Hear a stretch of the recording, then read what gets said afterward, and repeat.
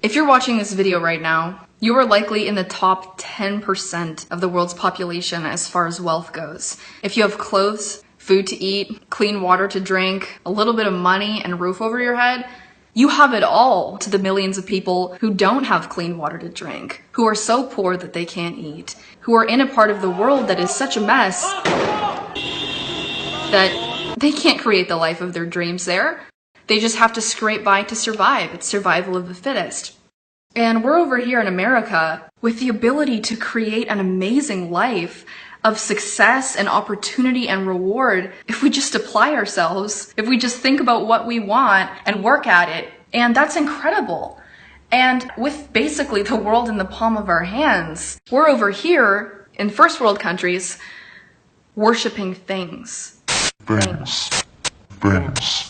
I'm literally home decor obsessed. I've been doing a lot of shopping at HomeGoods, TJ Maxx, Marshalls, all over, like everywhere that sells home decor. Purple! Purple! How fun is that? Farmhousey tiered trays are so in right now. How cute is this? Look how big it is! I knew I had to have this sign. It's so beautiful. How'd you have this? A really cute way to display like crackers and cheese. I basically have to have it. That is so adorable. How adorable is this? If you love something, you don't set it free, you buy it.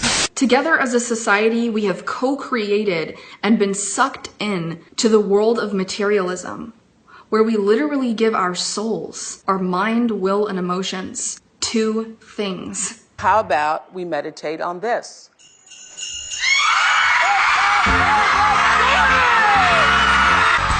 Brand new iPhone! Cherry crystal with white sapphires. There ain't nothing wrong with a little bit of bling. Beginning to look a lot like favorite things. Hit it, Joe! You're getting it all.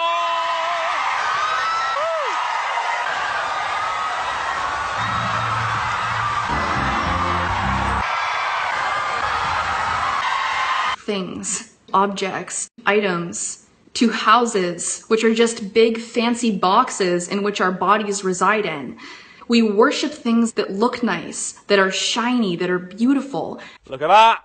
Look at that. It is wrapped, like my last one, it is wrapped in rose gold. And we're creatures of the eye, so it's natural to a certain extent for us to like things based upon what they look like. But when you look at what we have done and what we are doing, and how we have the ability to literally change the world, each and every one of us has the ability to make a massive impact on this planet and change lives for thousands of people, thousands of animals, and for future generations, and you take a look, it's like we are window shopping while the world falls apart around us. We spend so much time trying to buy nicer things and get nicer things and make our already nice houses and apartments look nicer, and we want more and more and more, and it's all just stuff. It's all going to rot away a few hundred years after we do.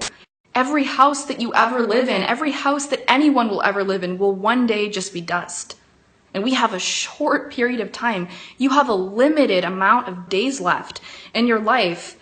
And if you take a moment to review how you're spending it, you might be disappointed in yourself. I know that I'm disappointed in myself. I know that I've spent the past couple years spending so much time on things, items, putting so much of my consciousness into fantasies about having this kind of house and that kind of car and this kind of style.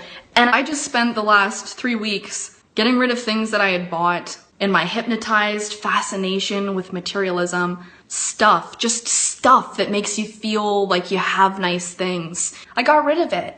You can do the same thing. A lot of the things that you have, a lot of the stuff that you're hoarding in your home that looks nice or has this memory behind it or has that, it's literally keeping you entangled in the material world so that you're susceptible to be pulled into the material world more and more with every commercial that comes on, with every ad, with every time you walk through a furniture store or the mall or you see other people's homes. You're surrounding yourself with that world and that dimension, and you're gonna remain in it if you do that. And it's not worth it. It's so not worth it. And then I got this absolutely adorable little mason jar wall accent from Kirkland's. You guys know I'm mason jar obsessed. I'm absolutely obsessed with these kinds of mirrors. Absolutely amazing pillow. I am ridiculously obsessed with succulents. We were obsessed with these and could not say no. My new car, a Lamborghini. Just look at it, just look at it. Look at this. There's carbon fiber everywhere. What are we living for? Are we living for things? Or are we living for the people and the animals and the future generations that we're sharing this place with? Because what I see everywhere I turn is people obsessed with how their lawns look, obsessed with how their house looks, obsessed with buying new things and having the latest, coolest gadget. See this? Yes, I installed the little remote the other day to her vanities. Awesome. And it's really quite terrifying because every day there is an animal or a person dying that could have been helped or saved by this privileged society of window shoppers. Because that's what we're doing. We're looking in nice windows at nice things while our fellow beings, our fellow earthlings, people and animals are suffering and dying. And we're just happy to get a nice new addition to our kitchen. And believe it or not, the picture is from the one spot at Target. I know. I couldn't even believe it myself. Or a nice new addition to our home. Holy crap, it's as big as the wall! Look at the size of that thing. It's going to get mounted on the wall up there. We're all guilty of it. And we all deserve self-actualization. We all deserve to live the life that we want. But the level to which we are worshiping materialism and the level to which we are being sucked into the material dimension, like I said, it's terrifying. Look at the size of this. Like, you stand there. Like, leave your arm out like that. Even spiritual people and motivational speakers and leaders and artists and creators, look at some of their homes.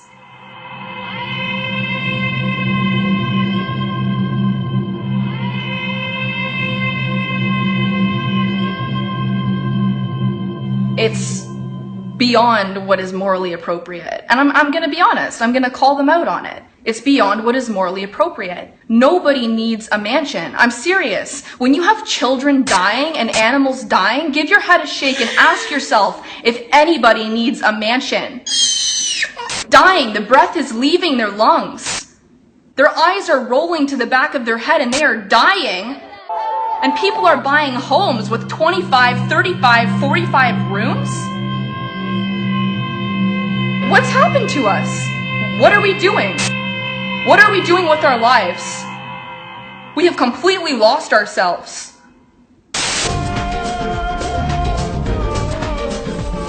Here we are in the lavish living room.